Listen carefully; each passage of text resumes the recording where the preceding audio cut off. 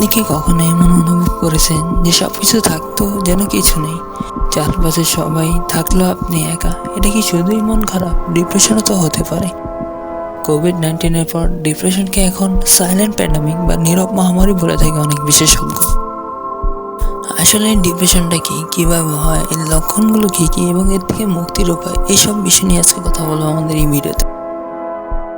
Depression একটি মানসিক অবস্থা যেখানে মানুষ দীর্ঘ সময় ধরে দুঃখ, সবকিছু থেকে আগ্রহ হারানো, বেকারত্ব, পড়াশোনার চাপ এবং আত্মবিশ্বাসের অভাবে ভোগে। এটি আপনার চিন্তা, অনুভূতি, জীবনের প্রতি দৃষ্টিভঙ্গি পুরোপুরি পাল্টে দিতে পারে।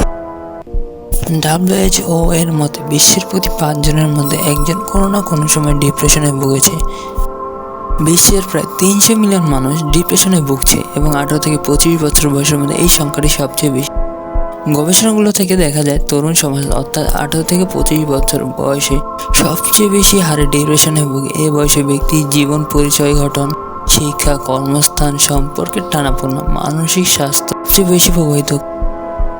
এছাড়াও কোভিড-19 পর উল্লেখযোগ্যভাবে এআর বেড়েছে, বিশেষ করে সোশ্যাল মিডিয়ার বিস্তার ও প্রযুক্তি নির্ভর জীবনযাপনকে দায়ী করা হয়। বাংলাদেশের প্রায় 1 কোটি মানুষ কোনো না কোনো মানসিক রোগে ভুগছে, যার মধ্যে ডিপ্রেশন সাধারণ একটা ব্যাপার।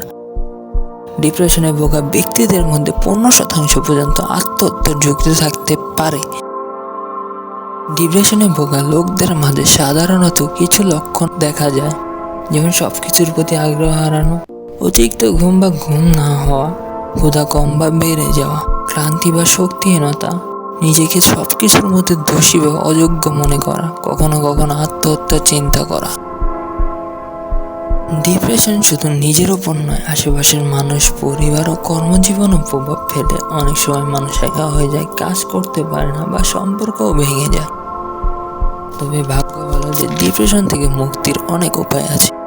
নিজেদের পছন্দের কাজ করা, ব্যায়াম করা, বই পড়া, খেলাধুলা ও কাছের মানুষদের সঙ্গে সময় কাটানো ডিপ্রেশন থেকে মুক্তি দিতে পারে।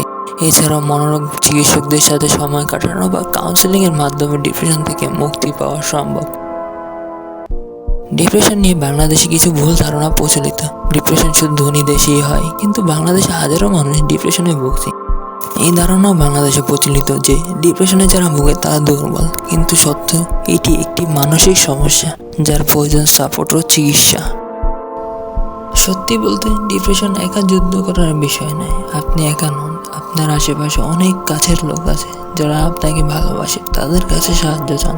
সাহায্য চাওয়া লজ্জার বিষয় নয়, আসলে আমরা একে অপরের পাশে দাঁড়াই।